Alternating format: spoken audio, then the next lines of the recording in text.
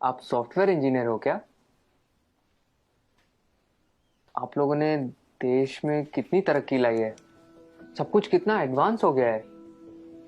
Thanks. आप लोगों को देख के तो मैं एकदम हैरान हो जाता हूँ। आप कंप्यूटर में अंदर कुछ कोड करते हो और बाहर दुनिया बदल जाती है। इतना आसान नहीं है दोस्त, ये कुछ कोड का काम नहीं है, काफी मेहनत जाती है इसके पीछे।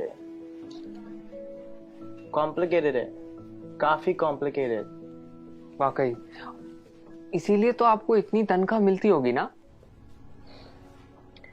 Why does everyone just sees the money in it? इसके पीछे की मेहनत कोई नहीं देखता। हम हिंदुस्तानियों की सोच ही छोटी है। जस्ट बिकॉज मैं पूरा दिन एसी ऑफिस में होता हूँ और ऑब्वियसली मुझे पसीना तो आता ही नहीं होगा, राइट? आप लोगों को ताकत यूज करनी होती है, हमें दिमाग लगाना होता है। ये बाल सफेद ऐसे ही नहीं होते। Let me give you an example. वो ईसीजी मशीन देखो, सब कुछ कंप्यूटराइज्ड है। आपके बॉडी में क्या क्या चल रहा है सब कंप्यूटर से निकाल सकते हैं। प्लेन की, ट्रेन की, लाखों रिजर्वेशन ऑनलाइन होती है। बैंक के ट्रांजैक्शन सब एक सिंगल डेटाबेस में। Data integrity, locking, data security. कुछ आइडिया ये सब डिजाइन करना कितना कॉम्प्लिकेटेड है? और आप कह रहे कि कोडिंग करना आसान है। आप ये सब कोड करना जानते हो? पहले करता था, अब मैं प्रोजेक्ट मैनेजर हूँ, मेरी टीम सब करती है। ओह, तो अब काम आसान हो गया होगा। इस फील्ड में कुछ आसान नहीं है। जितना ऊपर जाओ उतनी ही रिस्पॉन्सिबिलिटी बढ़ती है, काम बढ़ता है, स्ट्रेस बढ़ता है।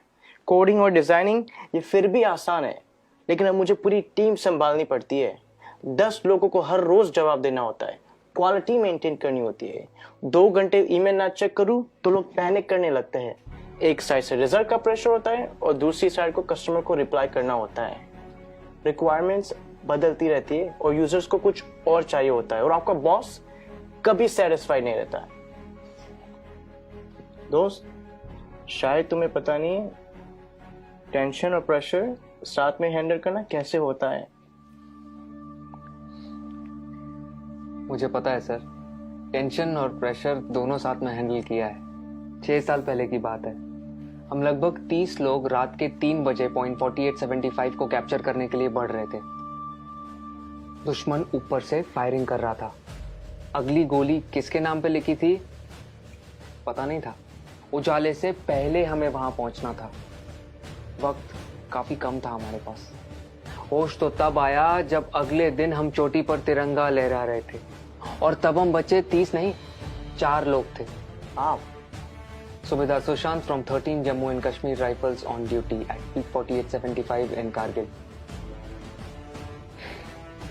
मुझे बताया गया है कि मेरी टर्म पूरी हो गई है और अब मुझे सॉफ्ट असाइनमेंट का ऑप्शन दिया जाएगा। पर आप ही बताइए सर, काम आसान करने के लिए कोई अपनी ड्यूटी छोड़ सकता है क्या?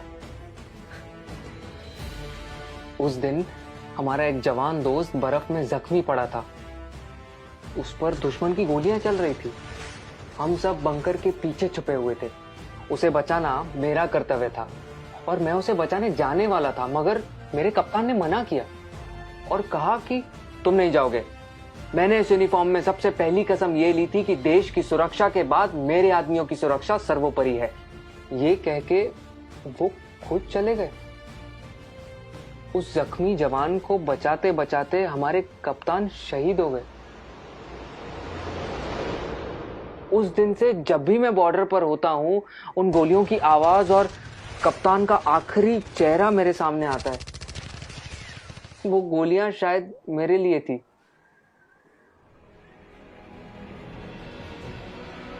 टेंशन और प्रेशर दोनों के साथ काम करना जानता हूं मैं। Sir, can you please go on? Yeah, sure. It was nice meeting you. Thank you for your service. जय हिंद। जय हिंद।